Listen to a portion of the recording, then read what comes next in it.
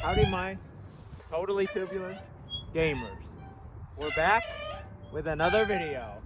Let's get to it. Alright, so we're back with another best of list. Today we're going to be talking about the 25 best indie games released in 2024. When it comes to indie games that came out this year, it was a banger year in my opinion. There were so many great indie games. Some of the most creative, unique titles that released this year were indie games. They didn't have a big AAA publisher backing them. They didn't have a ton of money or these huge production values. There wasn't 1,000+ people working on these games. No. All of these games were either made by a small team or sometimes just one individual. Many people say that the heart and soul of modern gaming is indie games, and it really isn't hard to see why. A lot of these titles are very different from anything else on the market, and indie games really do stand out compared to most of the games released nowadays. And to anybody that says gaming has become stale or homogenized, all I gotta say is check out some indies. I think you'll be very, very impressed with them. I was incredibly impressed with tons of games on this list, and that's why I'm so excited to talk to you all about what I believe are the 25 best indies that released this year.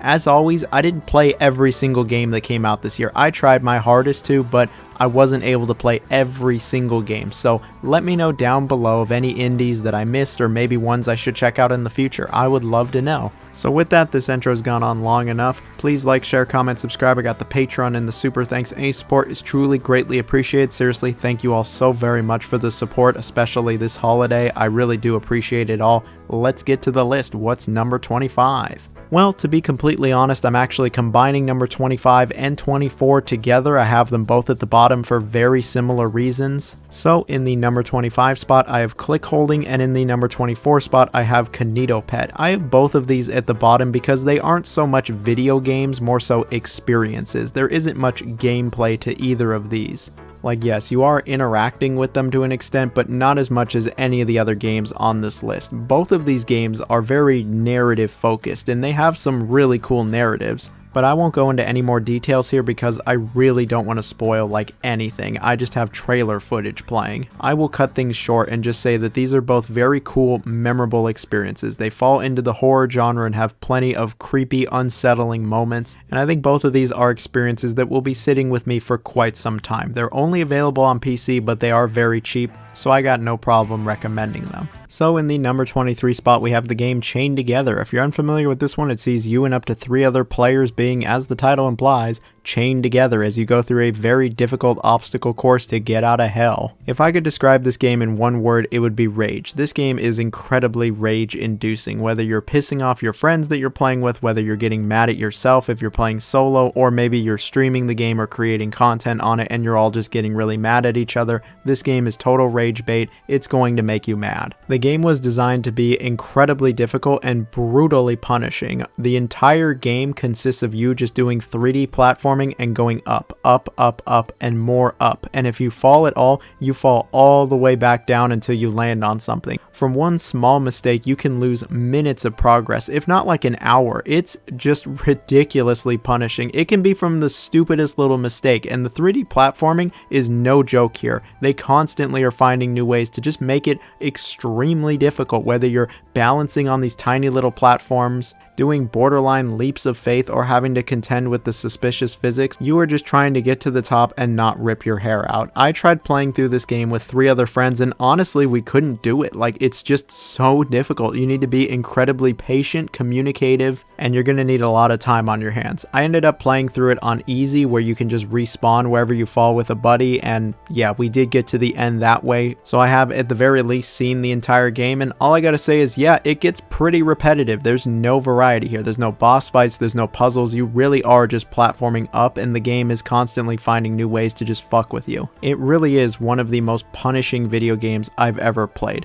I wouldn't say that this is a particularly great game. The platforming and physics aren't all that great in this game. The level design is just kind of there. I wouldn't say it's particularly great. It's not exactly creative or innovative or anything fresh. It felt like they really were just trying to come up with some of the most difficult 3D platforming that they could think of, and then they actually repeat a bunch of ideas throughout the entire game and throw some tiny little twist on it. If you're looking for a game that will upset you and piss all of your friends off way more than Mario Party ever did with my friend group, try Chained Together. Otherwise, yeah, you should probably just go watch your favorite streamer or content creator play it and get mad, and that's probably the target demographic for this game. Either way, it's something I played, and it made me want to rip my hair out. So on a lighter note, here we have Nightmare Cart. Now if you're unfamiliar with this one, it was developed by just a single guy, and while they were developing it, it was known as Bloodborne Cart before Sony eventually sent a cease and desist and it became Nightmare Cart, but it still very obviously is inspired by Bloodborne. And I think the best way that I could describe this is an old school PS1 style kart racer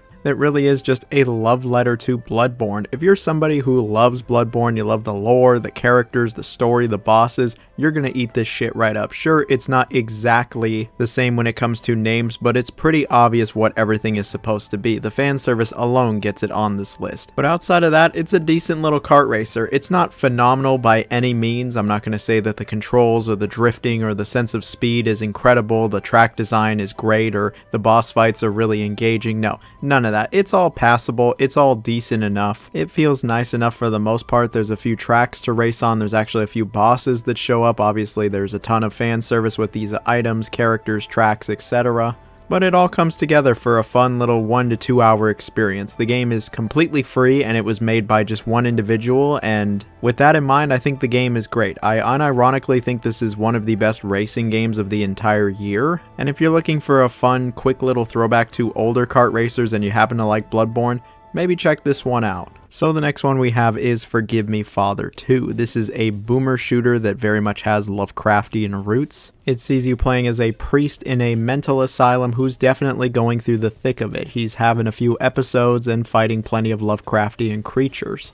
The first thing you'll probably notice is how this game looks. It has a very unique art style. It's really what drew me in to begin with, and it's probably the best aspect of this entire game. I really do enjoy how it looks. There aren't a lot of games that look like this, and it gives this game its own unique style. When it comes to the actual gameplay, yeah, it's a pretty standard affair for a boomer shooter, where you kill basically everything that moves. Occasionally you just get absolutely swarmed by enemies. You're finding keys, unlocking doors, and just moving from level to level. You get a variety of different weapons in this game, and as you play through the game you can unlock more and more different weapons, and some of them are clearly better than others, but they all got a decent kick to them, and you'll get to mow down plenty of different enemies. The game can be somewhat challenging at times, and the gunplay, it's decent enough. I'm not going to act like the combat just blew me away or anything like that. It was fun, but it wasn't really anything I haven't seen before, and I've certainly seen much better, which you'll even see on this list. The level design and progression wasn't really anything standout either, especially for this genre. Like, it was fine. I will say though, I actually found the main character and the voice that talks to him to be kind of annoying, which I really didn't expect, so I guess just play with the sound off. But other than that, I really don't got much to complain about with this one. While it isn't a particularly memorable boomer shooter, I still had a few hours of fun. And if you're somebody who really likes this type of FPS, you might get a kick out of this one. So in the number 20 spot, we have a very interesting game. We have Squirrel with a Gun. I kind of can't believe that this game is actually real, like this is a full-length game and not just some shittily made meme. I think this game is probably most comparable to Goat Simulator, where you're dropped into these open environments and you're given just a bunch of random tasks to complete in pretty much any order. There are collectibles, these golden acorns, and along the way you'll do lots, and I mean lots of 3D platforming. You'll be taking out plenty of Homeland Security personnel, and there's even a few very strange boss fights in this game. I guess I should have expected that. It is called Squirrel with a Gun. You're playing as a tiny little squirrel walking around with realistically sized weapons, and yeah, every time you fire from anything, the squirrel just goes flying back, which will never not be funny. And the game totally plays into this. A lot of the 3D platforming involves you just kind of shooting the squirrel up into the sky and hoping you land wherever you want it to go. The platforming can be a bit suspicious in this game though. I could say the same thing for the physics. The physics are just kind of all over the place. This is a very, and I mean very janky game, but it does lead to plenty of funny moments. This is quite a funny game, one of the funniest games of 2024 for sure. And what I like is that the game actually does come up with a few different ways to be funny. It's not just, oh look, the squirrel is a gun and that's the entire joke. There actually is a little bit more to it than that. The game is a few hours long and it made me laugh several times. While the open worlds aren't that big, there actually is a bit to see in them and they have a decent amount of detail. If you're looking for a silly goofy game that features a squirrel destroying an entire neighborhood and taking out hundreds of people, this might be the game for you. I can't exactly think of any other games where you play as a squirrel, so I guess this is the best squirrel game ever made. So here we got a game that I feel like never got that much attention. It is the Crush House. This one was published by Devolver Digital and is basically Love Island the video game, where you get to actually play as the director and make the show. If you're not familiar with Love Island, it is reality television that features hot singles that are ready to mingle. I'm not afraid to admit it, I've watched more Love Island than the average person. I love just having it on in the background. Sometimes you really just love your garbage, trashy TV. And occasionally there is some really good drama. So when I saw what the Crush House was, I was immediately interested. I was like, oh, this is my kind of game. And I gotta say, while I think it is lacking in a few areas and it doesn't live up to its full potential, I actually still really did like the Crush House. It sees you picking who the contestants are going to be. They all show up, they interact with each other, they mingle, sometimes they fight, sometimes they make love. Your job is to get it all on camera. You want to be recording everything. And of course, you still gotta run your ads so you can get money so you can upgrade the Crush House. The contestants get to be there an entire week, and every single day you're given different tasks by the audience. For instance, sometimes the audience will want to see them fight. Sometimes the audience will want to see their ass or their feet. Sometimes it's just single dads watching who want to see the pipes and plumbing of the Crush House itself. Weird shit like that. Either way, the game will keep you on your toes. And depending on who you choose, you'll get plenty of weird, unique interactions between the characters. And I gotta say, when it comes to the Crush House's visuals, aesthetic, characters, dialogue, and just how all the characters interact with each other, they absolutely nailed it. It very much does feel like the garbage reality television that I may or may not enjoy. And I feel like that really is why you would play this game, to experience all of these interactions, to see the characters fight or love each other. They do eventually give you some side quests, and there is actually this story in the background, but I think it all comes together for a mostly enjoyable experience. Yeah, at times it does feel a little repetitive, there isn't enough interactions in my opinion, and the game probably could use a bit more depth, but I enjoyed it for what it was. I thought this was a very entertaining experience. Okay, so the next game we have is Mouthwashing. If you're somebody who isn't too familiar and you're just kind of like, what the fuck, there's a game called Mouthwashing, let me briefly go over it. So this is a first-person horror game. It takes place on this space freighter. It gets stranded in space after a really mysterious crash, and so it follows our 5 characters who just kind of descend into madness. And that's all I'm going to say when it comes to the story and setup, since this is a very narrative-focused experience. The narrative really is everything in this game.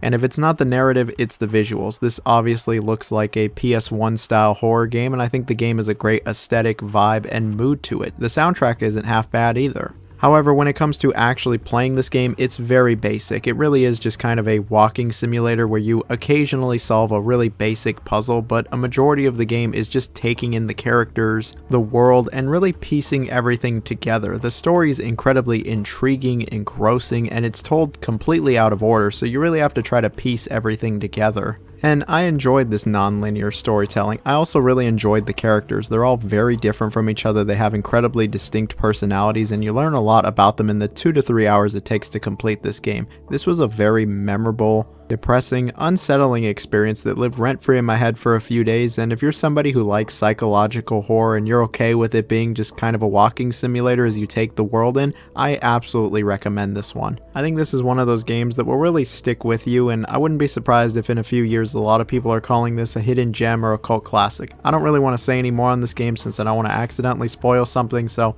I'm gonna just move on. Okay, so here we got maybe the most well-known indie game of 2024. It is Palworld. Yes, Pokemon with Guns, the game that really set the world on fire back in January. I know it might feel like a lifetime ago at this point, but this game was doing huge numbers. Like, there were millions upon millions of players playing it, and while obviously nowadays there's not even a fraction of that many people playing it, it still is rather heartwarming that such a small little game made the impact that it did. And I gotta say, despite being an early access survival game, I actually had a lot of fun with this one. It has some rather compelling gameplay loops, and at times it felt kind of addicting. I remember I only wanted to put a few hours into it just to give it the good old college try, but I ended up playing like well over 30 hours in less than a week. Despite the obvious comparison to Pokemon, it really plays nothing at all like Pokemon. It plays much more like Ark. It really is a survival game. And if you're somebody who likes survival games, well, you probably already tried this and you probably enjoyed it as well. The only thing that really is similar to Pokemon is that you catch these creatures in a ball, you can have them battle, and some of the creature designs. But outside of that, yeah, it's a survival game through and through where you're managing resources, your base, your inventory, and all of the pals. You get to explore this just massive open world, catch as many pals as you possibly can. You get to defend your base, you have them building guns for you and materials, and yeah, it's all a pretty fun time. The game is currently still in early access. The studio has never actually had a game hit 1.0, so hopefully they can hit 1.0 with palworld and the game just gets better and better. This is, in my opinion, the best survival game of 2024, but I also don't really like survival games very much, but I just had to try this one and yeah, I had a lot of fun. Alright, from maybe the most well-known indie game to one of the least known indie games of the year, here we have Rabbit in Steel. Now this one is one of the most creative, unique experiences I've had all year, so let me try to describe it. It sees you and up to 3 other rabbits all teaming together to take on a bunch of bosses. I think it's most comparable to like a bullet hell with an MMO, and then there's a bunch of roguelike elements thrown on top of it. Essentially, you're in a boss rush where you're fighting boss after boss, and each of these bosses takes several minutes, like 3 to 5 minutes to beat, and you're just trying to dodge all of their attacks. But it's not as simple as just moving out of the way. They usually have very complex patterns and attacks, and you'll frequently need to communicate with your other teammates in order for you to all dodge said attacks. And you can't just stomp these bosses and beat them super quickly so you don't really have to dodge anything. No, it's more like MMO bosses or raid bosses where, yeah, it's going to take a while. You're slowly chipping down at their health and you're just trying to avoid everything they throw at you. And then when it comes to the roguelike elements, there's a bunch of random things thrown in there. As it sees you constantly doing run after run, you unlock harder difficulties, new characters, new powers get thrown in. There's a good amount of replayability here. The game also gets incredibly challenging. This is one of the hardest games of the year, but it's incredibly satisfying. I love the art style also. While it is rather primitive, the bunnies are still pretty cute and the soundtrack is actually really good. Not enough people talked about this one, and that's a real shame. It's one of the coolest experiences of the year and it was a ton of fun. So in the number 15 spot, we have the king of indie horror. We have Five Nights at Freddy's, and the game that came out in 2024 was Five Nights at Freddy's Into the Pit. Now when I first saw this one, I didn't really know what to make of it. I was like, oh, it's got pixel art and it looks more like a point and click adventure game. Maybe it could be cool, but after playing all the way through it, I was actually really impressed by it. Not only does it try to do something that's rather different from the prior FNAF games, but it is actually good in its own right, and it's scary. Don't let the pixel art fool you. The game got me more than once. It is also a very good looking game. Like, the pixel art is really well done and the animation is excellent in this game. When it comes to its story, it sees you playing as this little kid who basically crawls into a ball pit in an abandoned pizzeria, and a lot of other shit goes down. The story's actually really good in this game. It's probably the most cohesive story of any FNAF, and I thought it was thoroughly intriguing. It's even got some good twists and turns along the way. You don't even need a game theory video to follow the story. Isn't that nice? When it comes to actually playing the game though, yeah, it is different from the other FNAFs. You're not constantly watching cameras or anything like that. It plays much more like an adventure game where you're interacting with the environment, examining things, solving puzzles, and of course hiding from the animatronics. In that sense, it is more of a stealth game where you have to go hide from them. You can't fight back or anything like that. And there's plenty of quick time events as well. Overall, Into the Pit, it's way better than you'd expect, and it's unironically one of the best FNAF games of them all. If you like this series, or maybe you're a bit of a lapsed fan, this one is totally worth checking out. So from one horror game to the next, here we have Amanda the Adventurer 2. Now if you've never heard of Amanda the Adventurer, let me give you the rundown. Essentially, it sees you playing as this kid named Riley as you watch these old-timey strange VHS tapes of this show known as Amanda the Adventurer. Obviously it's very inspired by Dora, and it has incredibly primitive 3D that's very similar to VeggieTales and JJ the Jet Plane. And on the surface, while it might seem like it's just a harmless kids show, there's something much more sinister afoot here. And that's all I'm going to say, because this is a very narrative focused game. The game is a direct sequel to the original game, and the first game is absolutely required reading. I gotta say though, the story is really intriguing in Amanda the Adventurer 1 and 2. Like, this game was living rent free in my head for a few weeks just because it has such an engrossing mystery. Like, I wanted to know everything I possibly could about this world, these characters, Amanda, what exactly was going on here. It's all just done in an incredibly intriguing way. And I think it's one of those games where you're going to get hooked with just how crazy this story can get. You're probably not going to get hooked because of the gameplay. The gameplay is very simplistic. You just kind of interact with the environment, these tapes, and solve some puzzles. And the puzzles, yeah, they're pretty hit and miss. While I think some of them are decent, a few of them are just overly complex and borderline obtuse. I know the developers have addressed this a little bit and made some of them simpler, but they really didn't need to be this complicated. This is one of those games where I would recommend you ultimately play through it with a walkthrough, but it's totally worth it in my opinion because of how good the story and characters are. I just love the world of this game and I love how it looks. I feel very nostalgic for that simplistic 3D. That's what I grew up with, so I guess they got me in the feels. If you're looking for a very different kind of horror experience, try Amanda the Adventurer 1 and 2. I think you won't be disappointed. Well, somehow we got 3 horror games in a row with the Outlast Trials. I know it might not seem like the Outlast Trials is an indie game, but yeah, Red Barrels isn't like this giant studio with a publisher and all this money. Nope, they're a pretty small little studio. They develop and publish their own game. I gotta say, for being an indie game, yeah, this is a really great looking game. You could convince plenty of people that this was a AAA game. It's graphically very impressive. When it comes to how it actually plays, yeah, it's very similar to Outlast, but there's a twist. Now it goes up to 4 players. It's a cooperative experience. It sees all of you being forced to partake in these really fucked up trials where you have to do some pretty terrible things, all while being chased down by these killers. And you can't really fight back in this game. Like, yeah, you can stun them and push them away, but for the most part, you're running away from them and hiding as you try to partake in just these awful trials. Stuff like torturing people, electrocuting them, feeding bleach to children. Just some really sick shit, honestly. But at least you're with your buddies and the game is scary. There were plenty of times I got spooked by all the crazies that show up in this game. I will say though, even though I enjoy the Outlast Trials and I actually do think the gameplay is scary and fun with your buddies,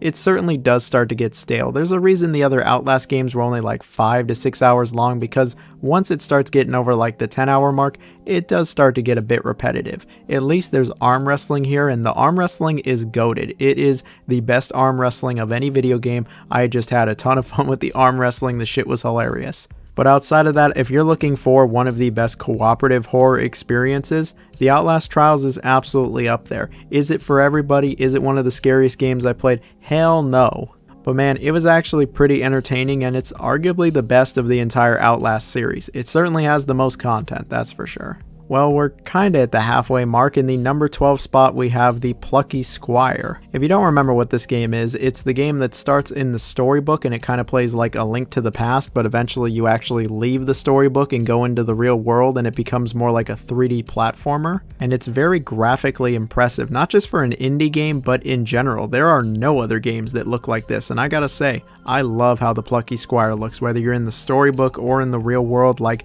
this game, it just looks really good. It has a unique art style and aesthetic to it, and it's just very pleasing on the eye. It's maybe my favorite aspect of the Plucky Squire, but outside of that, the game does play more like the older Zelda games, where you're exploring these environments sometimes in the storybook and sometimes in the real world. You're doing some platforming, you're solving puzzles, you get into some really basic combat, and you're greeted with a very charming, meta, fourth wall breaking story. I will say the Plucky Squire actually does have a good amount of variety to its gameplay. They throw a bunch of other different gameplay styles in there, like a shmup or like a rhythm game. There's 2 points where they make it like Mike Tyson's Punch-Out, you know, when he could actually win fights and beat stupid YouTubers and was in his prime, but that's a discussion for another day. There's a good amount of variety when it comes to the gameplay, and you'll do plenty of problem solving. I also really like how the game lets you get rather creative and think outside of the box, where you get to move the storybook around itself. And what's funny is the game doesn't really come up with its own like story reason as to how all of this is happening. No, they just straight up go, yeah, you're in a storybook and he's messing with it in the real world. Despite that though, I think the story is very charming, it's well done, I like the characters, the dialogue is great, and I found it rather entertaining. I found the entire game rather entertaining. There were a few things I didn't care for. I didn't like the forced stealth sequences, the platforming can be a little iffy at times, and there was a surprising amount of bugs. It actually got pretty glitchy towards the end. The game can also be incredibly hand-holdy, but I know that the developers actually released an update that addressed this, and they don't tell you the solution to every single puzzle. In conclusion, while I like the Plucky Squire, I didn't fall in love with it like I thought I was going to, and while I still think it is a good game and I have no problem recommending it, it didn't blow me away like the trailers were when I first saw it. Still, the visuals are pretty incredible in this game. So in the number 11 spot, we got another hidden gem. This is the game Skim. Now, you've probably never heard of this one, so let me try to give you the lowdown. It essentially sees you playing as this blob as you jump from shadow to shadow. You can only stay in the shadows, and you'll need to interact with the environment if you want to get through these levels. It is a very relaxing 3D platformer that has me wondering how this had never been made up until now. I don't know about you, but when I was a kid, I remember playing with my friends The Floor is Lava, where you had to basically, stay off the ground, and this is essentially The Floor is Lava, the video game. While the gameplay isn't deep, the puzzles aren't too taxing, and the story isn't really anything to write home about, this was a really relaxing, enjoyable experience. I love how this game looks. It's visually striking, and the lighting just goes crazy in this game. The soundtrack is also very peaceful and calming as well. This is just a casual, calming experience, and sometimes that's all you really need from a game. Sure, I've got all these other serious, difficult other games that I'm currently playing through, but sometimes I just want to chill, and that's exactly what this game is. It's one of the most chill games of 2024, and yeah, I think it's actually pretty good. It was also only made by 2 developers, so major kudos to them. This was their first project, and I think it was pretty good. Unfortunately, it doesn't seem like this game got a ton of attention, so hopefully me including it here gets at least a few more eyeballs on it. If you're looking for one of the most unique, relaxing experiences of 2024, check it out right here. Skim, Shim, however you want to say it. I thought it was a good one. Alright, we've made it to the top 10. In the number 10 spot, we have RZ, the Jewel of Fairmore. Now, while this game wasn't one of the biggest releases of 2024, it hit me in the feels more so than most of the games that came out this year. I think the best way to describe it is, if you took those old shitty CDI Zelda games and actually made, a good video game. If you don't remember those old CDI games, well, they're better left forgotten. But hopefully this game doesn't get forgotten. It sees you playing as RZ in a 2D platformer with plenty of Metroidvania elements. You'll get to do plenty of platforming in this game. You get into some basic combat, you'll solve a lot of puzzles, and like most Metroidvanias, you'll get new abilities, then you'll have to go back to prior areas, use those abilities, and solve new puzzles. And it all comes together for such a cozy, heartwarming experience. What's great is they weren't just recreating and improving the gameplay of the older Zelda CDI games, they also recreated the art style and cutscenes. If you're unfamiliar with the cutscenes in the Zelda CDI games, they are notorious, infamously terrible, and have been the subjects of YouTube poops for nearly 20 years now. I grew up watching YouTube poop and seeing these cutscenes just being made fun of by pretty much everybody, so to see a studio actually create new awful cutscenes in this style that are just as goofy and campy and stupid as the older Zelda CDI games, it really hit me in the feels. I felt nostalgic for cutscenes I've never even seen before. They just nailed the art style and voice acting here. It's perfect. And then on top of that, it's a pretty good 2D platformer. I like the Metroidvania elements. The game's got a really great pace to it. The puzzles aren't stupidly complex, and it'll take you a nice 4 to 6 hours to complete the game. There's plenty of side content to do as well, and I think the game's incredibly replayable. The soundtrack is also really good in this game. I think this game is a real hidden gem, but I also understand that it's not going to hit everybody the same. I will say, if you're somebody who grew up watching YouTube poops, or if you're very familiar with the Zelda CDI games, then I wholeheartedly recommend this game.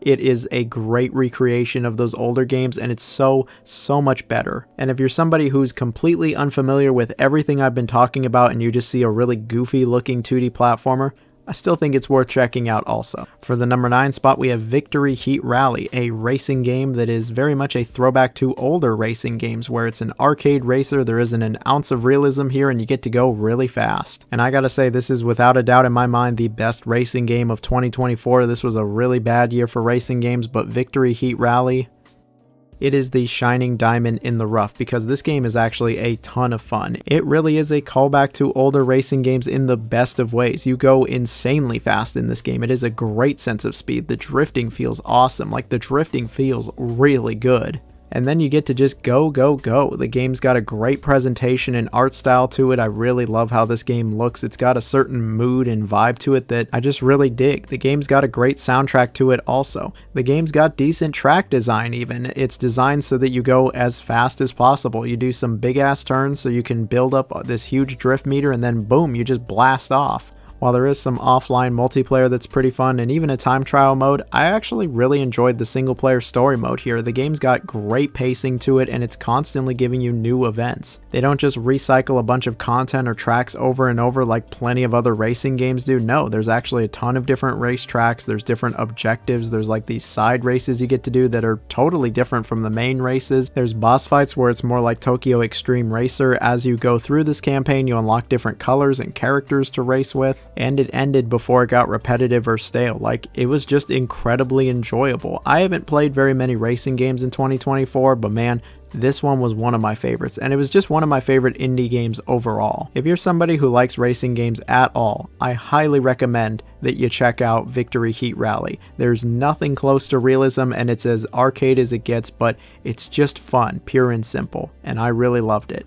So here we got another game that hit me in the feels. Here we have 420 Blaze It 2 Game of the Year equals Dank Dreams and Goated Memes, hashtag wow, 11 like and subscribe, Poggers Edition. Yes, I will say the full title every single time. 420 Blaze It 2 really was one of my favorite indie games of the entire year. I totally expected this game to be just another pile of crap meme fest, but it ended up being actually a really solid first-person shooter. It is a throwback to all of the memes from the early 2010s, when every meme being thrown around was rainbow colors or it was MLG and hit markers. This game really plays up every meme from the 2010s, and with that, it was easily the funniest game I played in 2024. Like, I was just laughing my ass off pretty much every level in this game. It's not a one-trick pony with its jokes. It's actually got plenty of different jokes that I don't want to spoil here. But outside of all the stupid memes, rainbow colors, and shit just flying all over the screen, you actually have a pretty good first-person shooter here. All of the weapons feel nice. It's very fast-paced. There's a lot of variety. All of the levels are incredibly different from each other. There's optional objectives, so there's actually some replayability here. There's tons of memorable set pieces and moments. Like, this game has got it going on. While the presentation and gameplay is rather simplistic, it didn't really matter to me. I just couldn't look away from the moment I started playing this game. I just wanted to see what it was going to do next, and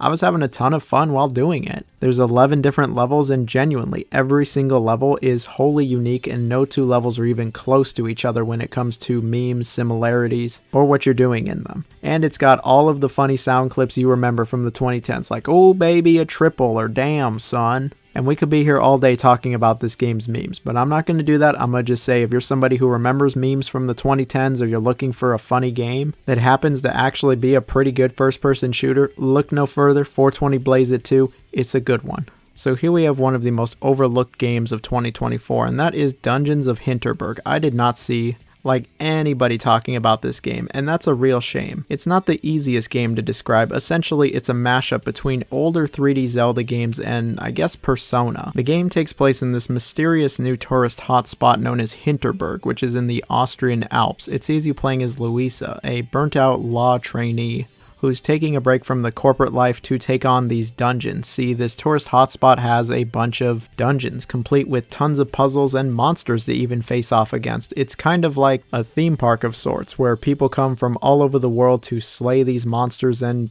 complete all of these dungeons. The story actually has a lot more going on than you might expect, and I found it very intriguing. What makes the story so good in this game is the characters. You really learn about these characters. They all have personalities, and you really get to hang out with them and experience these personalities. Even though this is a somewhat narrative-driven experience, there actually is a lot of gameplay here. Like I mentioned, a mix of 3D Zelda and Persona, where you get to explore around these dungeons and use your abilities to solve these puzzles. There's a lot of puzzles in this game. A majority of the game is spent in these dungeons solving these puzzles. There's a few different areas, and every area gives you different abilities, so you'll really be utilizing all of your abilities to the fullest. And of course, getting into combat with these monsters. The combat isn't anything crazy complex or difficult. It feels more like the character action or hack and slash games of the 360 era, but it's kind of surprising how good the combat feels in this game. Like, it's surprisingly good. These dungeons are surprisingly well designed also. It very much feels like older 3D Zelda games. It scratches a certain itch that I didn't know needed to be scratched. When you're not slaying monsters or solving puzzles, it's more like Persona, complete with social stats, life sim elements. You get to interact with characters, days go by, and you level up social bonds. On top of that, there are some RPG elements. You get to level up your gear and you get stronger and stronger, and all of this comes together to actually be one of the most surprisingly enjoyable experiences I've had all year.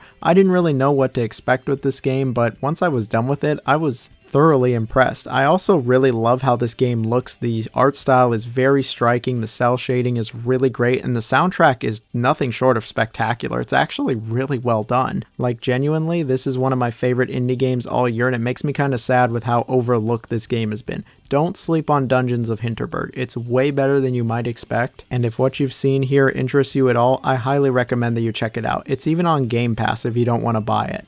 So here's another game that I seem to just love yapping about, and that is Another Crab's Treasure. But hey, this game was actually one of my favorite indie games of the entire year. While I initially thought it was going to be just a goofy, cute little crab game, it actually ended up being so much more than that. It really is Crab Souls. It sees your main character, a crab, getting their shell taken, and it's all about you trying to get it back. But there's a lot more going on with this story than that. The story is one of the highlights of this game, and not only does it have some really great characters, it's got some very touching moments, which I don't think anybody expected. I quite enjoyed everything to do with the story, characters, world building, etc. And when it comes to the gameplay, yeah, it is pretty similar to other Souls-likes, but there is a heavy emphasis on platforming. This really is a 3D platformer with Souls-like combat, and it's also not holding any punches back. Sure, there are a bunch of accessibility options, but if you play with all of those off, this is actually a pretty challenging experience. This game won't crush you like Neo or Dark Souls, but I died plenty of times. But that's okay, because I actually was really enjoying the combat. It's weighty, it feels nice, and then there's a bunch of shells you get to use. See, every shell has a certain amount of durability, and you'll constantly find yourself switching between all of these shells. They all have different abilities, strengths, and weaknesses, and it actually really adds to the combat.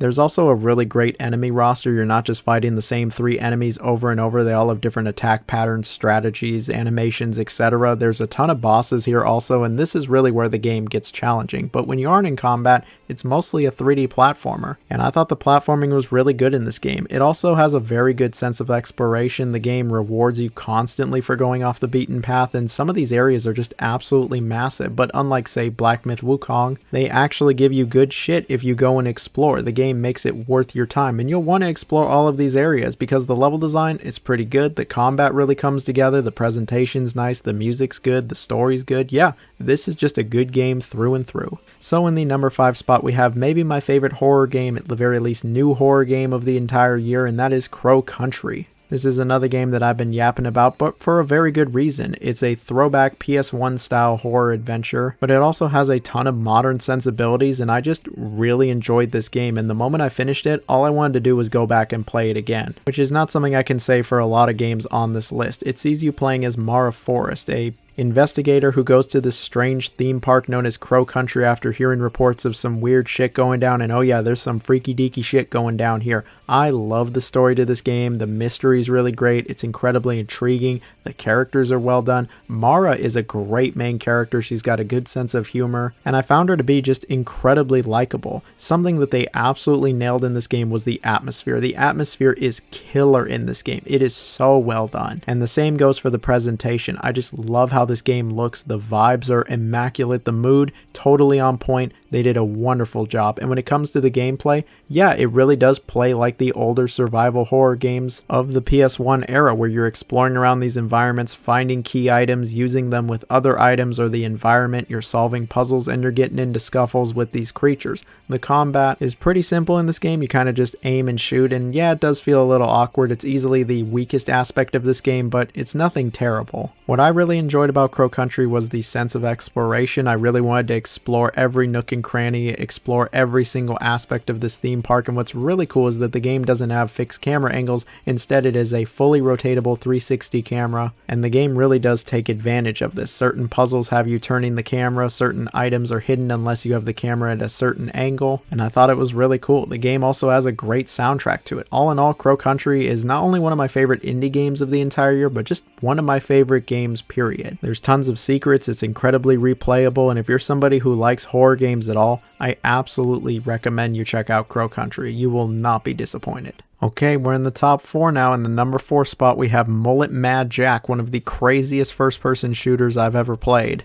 If you've never heard of this one, well, you're in for a wild ride. This is a very fast-paced first-person shooter that sees you blasting everything as fast as you possibly can. It sees you playing as Mullet as you climb this giant tower trying to rescue this live streamer, but your life is actually tied to a live stream itself. If your viewers get bored, you die. The only way to keep them excited is by killing people and drinking soda. Yes, really. What it comes down to is you have a timer that is constantly ticking down, and you can add a few more seconds by killing fools and drinking as much soda as you possibly can. You can never have more than like 10 seconds either, so you're constantly on edge trying to get through these randomly generated levels as fast as possible, and man, it is so much fun. You go so fast in this game, you're killing everything that moves, the gunplay feels great, all of the weapons are really different from each other. You're constantly upgrading your weapons, they're introducing new elements and enemies to these levels. There's boss fights, the game has a wonderful presentation, it looks like anime from the 80s or 90s, the soundtrack is killer, man, this game is just so much fucking fun.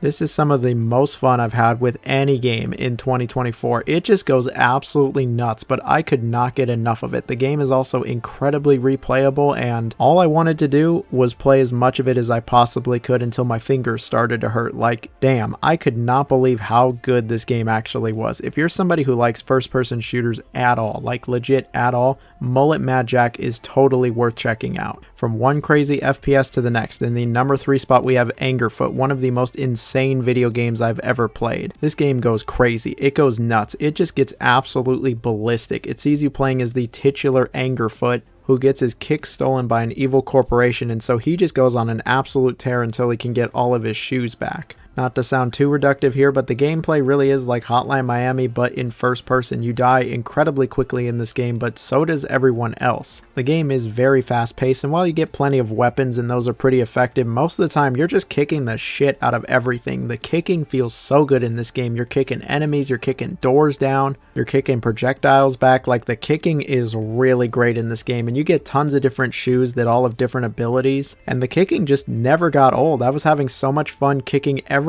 I possibly could. When you aren't kicking things, yes, you do get to use weapons in this game, and yeah, they feel really nice also. You can't reload, so you'll just throw the weapon when you're done with it, and you'll get to fight plenty of different enemies. There's actually a good enemy roster here, and they all have different strategies, but you can kick them all. You can kick their face in, and not only will you kick their face in, they're gonna go flying also. The physics are really funny in this game, and shit just goes absolutely flying. It is total chaos in this game. The levels are really quick in this game. No level is longer than like 2 or 3 minutes. There's plenty of trial and error as you figure out where all of the enemies are and you try to get through them as fast as possible. There's side objectives, and the game just has this amazing attitude. Like, it's an angry game. It's an aggressive ass video game. The music is tied directly to the gameplay, so when the action starts heating up, when shit starts getting real, the music gets crazy, the tempo goes up, and you just feel like a complete badass in this game. The soundtrack is wonderful, the feel is great, it's incredibly satisfying, and when everything comes together, it just clicks. It clicks in a way that very few other games click for me.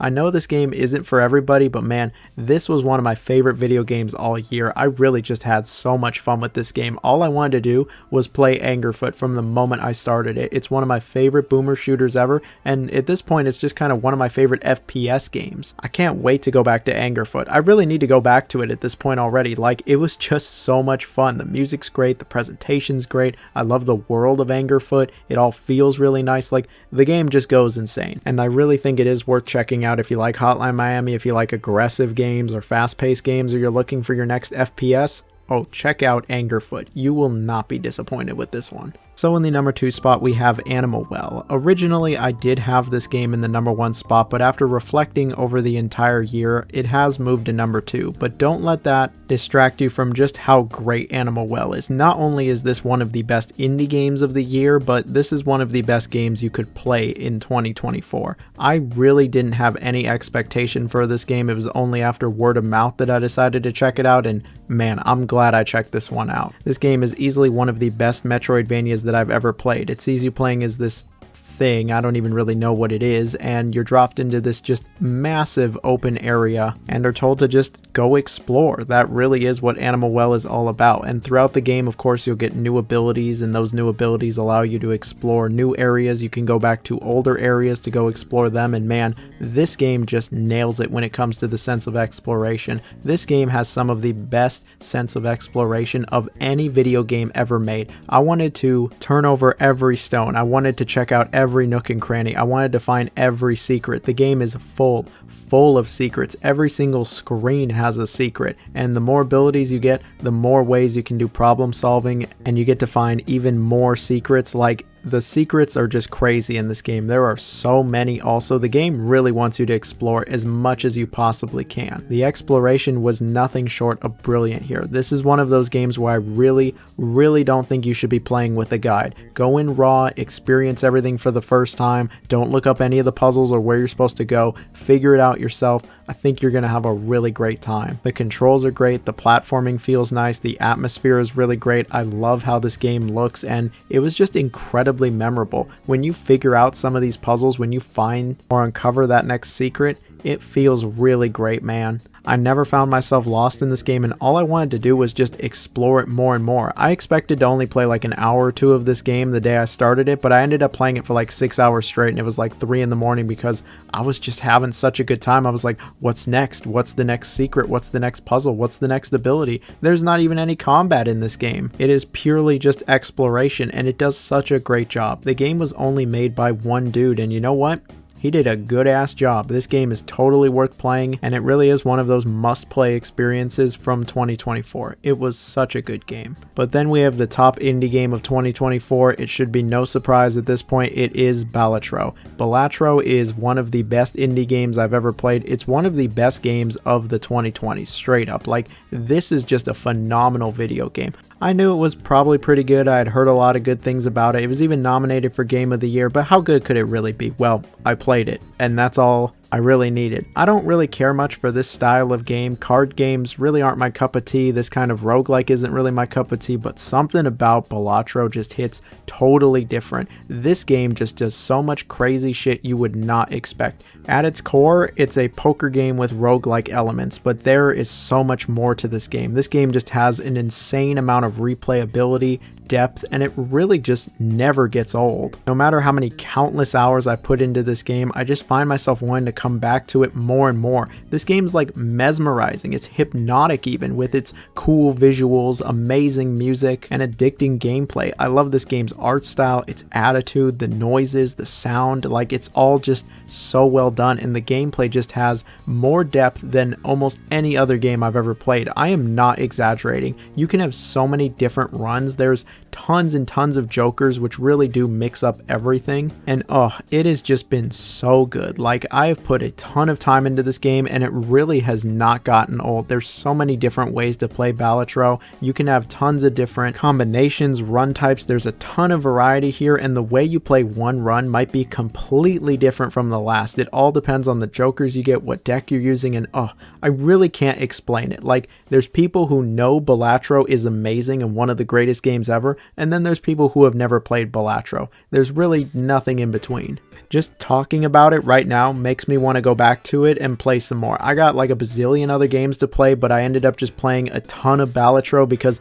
it was so much fun, and I was just coming up with all these new ways to beat it, using all these different jokers. It feels like there's just endless strategies. You unlock more and more stuff as you keep playing it. It's infinitely replayable. I could be here all day talking about why Balatro is as good as it is. I was out here tweaking, fiending even, to play more of this game when I wasn't playing it. I was driving a bunch the last week or two, and all I wanted to do was just go back to Balatro. I can't believe the game's on mobile. How is this even legal? I'm not even all that into poker or card games or anything like that, and this game has just sucked me in like very few other games have. The game really is as good as everybody says it is. If you have not tried this game, all I can do is recommend it to you. I absolutely think it's worth trying for every single human being. If you breathe air, you should try this game. Even if you don't like card games, you don't like poker, you don't like this style of game, you hate roguelikes, you hate starting over, I don't care. Try the game. It might win you over because it's just that good. And if it doesn't win you over, try it a few more times. And before you know it, you'll be fiending over Balatro like I am as well. It is not only the best indie game of 2024 in my opinion, but it's one of the best games, period. Alright, that's it for this video. It's gone on for quite a while, but there were so many good indie games. Like, we could be here all day talking about indie games. I could be just yapping away. That's going to be the code word for today. If you made it to this part of the video, you can comment yapping. Let me know down below of any indie games I should have played. Either way, I hope you enjoyed the video. Stay safe, everybody. Bye-bye now.